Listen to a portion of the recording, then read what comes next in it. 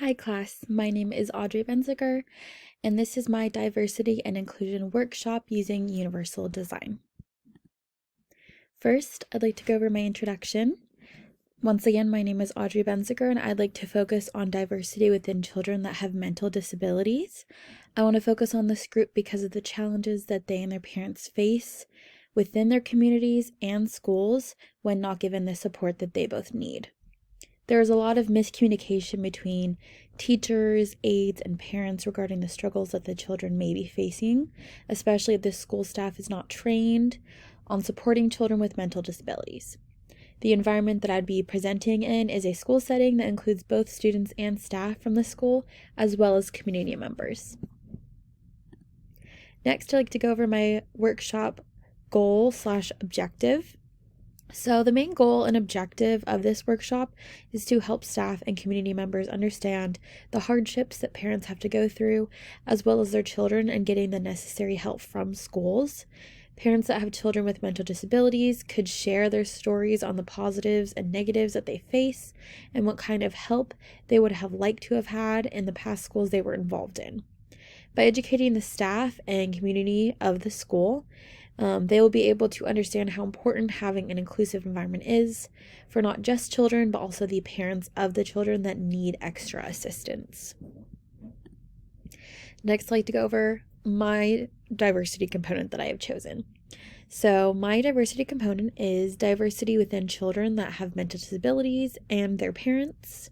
So what does this mean? It means the broad individual differences that every child has and their parents' shared experiences involving a mental disability.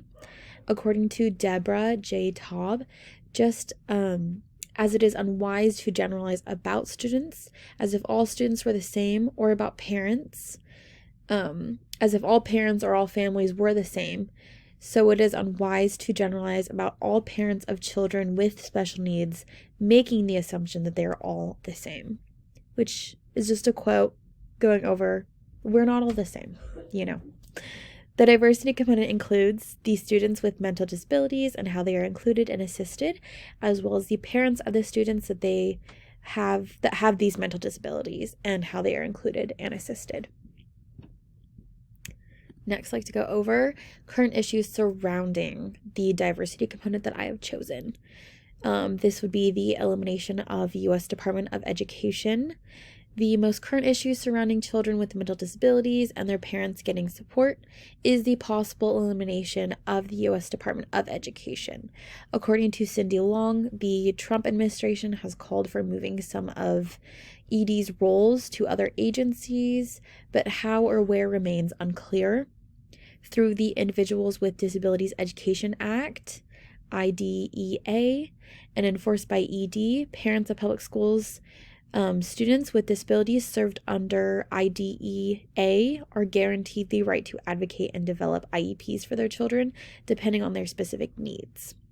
So by eliminating and removing these rights for students with mental disabilities as well as their parents, this could completely change the lives of thousands of families and the education system forever. Cindy Long quoted a parent of a student with mental disabilities named Christine Matthews, who said, We worry about how they will do in the classroom, at recess, in the lunchroom, and anywhere they may venture during their school day.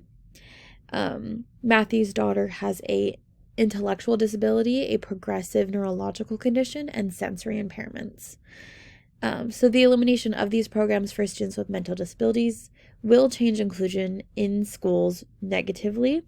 The positive growth, however, is that many schools have remained firm in assuring parents that their programs will be intact, including Christine Matthews' daughter's school, which is great. Next, let's go over connections to universal design. I have a little chart of, I'm sure we've all seen through the course topics, what these principles are. So universal design as a whole is used to assist needs of a wide range, which would assist students in these special education programs. According to Catherine Karayianius, I don't know how to say her last name. I am diagnosed with ADHD, but you wouldn't know that just from looking at me. But some disabilities are more visible and may require physical assistance, such as someone who uses a wheelchair. Am I more impaired than someone who uses a wheelchair? Who is to say? We have different needs. Now, what if I'm embarrassed of my ADHD and want to keep it hidden from my teachers and classmates? Will I be able to succeed in a classroom if I leave my disability undisclosed? So Catherine brings up a good point that many disabilities, you don't see them just from looking at someone, which connects to students with mental disabilities, because you can't always tell unless they have specific ones. And this connects to universal design because principles 1 through 4 would be the most important within this diversity component of mental disabilities. So to go over them, according to the Center for Excellence in Universal Design, Principle 1 is equitable use for people with diverse abilities. Principle 2 is flexibility in use to accommodate people with diverse abilities as well. Principle 3 is simple and intuitive use for all users. And Principle 4 is perceptible information for people regardless of sensory disability or abilities. So all of these principles would apply to students with mental disabilities and help them feel like they're getting the help that they need. Next, I'd like to go over how workplaces should be designed, and in this case, classrooms too. Workplaces should be designed through universal design, of course.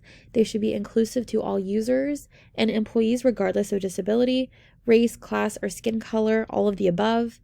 The physical environment itself should have ramps for individuals with a physical disability, elevators, railings to grab on in hallways, bathrooms or doorways, as well as a handicap button for people to push open doors is very important as well. Workplaces should have trainings for all employees. They're recapped every 6 months with any added expectations for being inclusive to all coworkers and customers in this case of a workplace. This ties into my diversity component because it is important that teachers are being educated on mental disabilities and the hardships that these students and their parents go through. By having teachers educated on inclusivity for not just students with physical disabilities, but students, of course, with mental disabilities. Where was I? My diversity component could be approved in a school and community setting. By having environments that cater towards students with mental disabilities, those students will be able to focus on themselves and not get distracted. According to Caton Levings, placing students in rows is better than groups or circles for a few reasons. It provides students with their own space so they don't feel uncomfortable and also keeps their attention directed forward. And this could be a great place for how a classroom could be designed. Next, I'd like to go over examples of advocates and workplaces. One that I would really like to focus on is the National Center for Learning Disabilities as an advocate. They, again, are an advocate for students with mental disabilities and are a resource for families that have a child with a mental disability. And the message of this organization is the National Center of Learning Disabilities partners with educators, students, families, and young adults to advance innovative research and advocate for equitable policies that address system barriers in schools, workplaces, and communities. They are a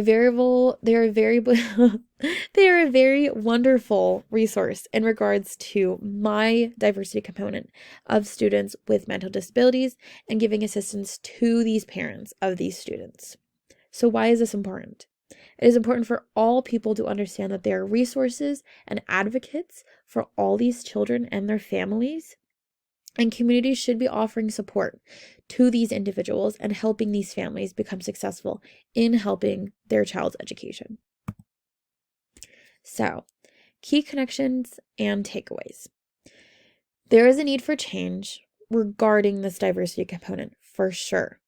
Philip Cassell explains that parents who try to advocate for appropriate education programs for their children with disabilities find that the deck is stacked against them. They routinely report being outnumbered and intimidated by school staff at team meetings. at which educational programs are devised. Parents are urged to trust assembled experts who know better than they do, but who push them to accept interventions that happen to mirror what the school has available, appropriate or not. So why is this important?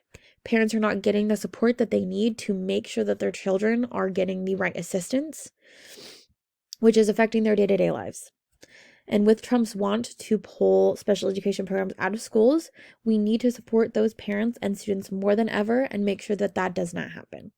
Special education programs have helped countless of students, including myself, get the help that they need to progress their learning journeys. And opportunities to learn more. I have found 3. The first one is a TED Talk from Suzanne Carrington on the truth about special education. And Carrington talks about her experience teaching children in local special schools and the benefits of having an inclusive classroom. Next is a news article on parents getting ready to fight the removal of special education programs that I mentioned before. This article goes over the newest update on the issue of moving the Department of Education.